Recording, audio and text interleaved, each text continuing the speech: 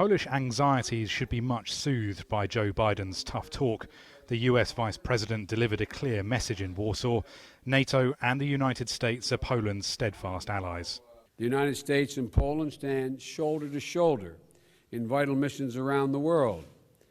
But recent events remind us that the bedrock of our alliance remains collective self-defense, as enshrined in Article 5 of the NATO Treaty.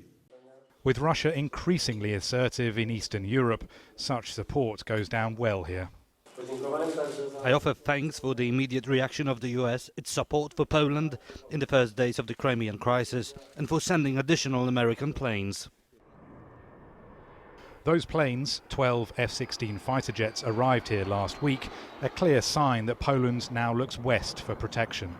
But evidence of a time when Poland was under Soviet control isn't hard to find. This is a controversial monument for many Polish people. Buried here are the remains of 21,000 of the Soviet troops who died liberating Poland from the Nazis at the end of the Second World War. But the Soviets stayed, not leaving Poland until 1993, and there are very few Polish people who would ever want to see the Russians return. Recent surveys suggest 72% of Poles think the current situation in Ukraine poses a threat to Polish security. It's being discussed on street corners and in cafes and campuses. These students are too young to remember a communist Poland, but they know their history.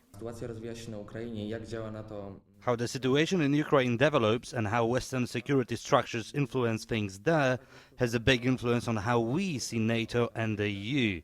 Should they fail, we will feel threatened.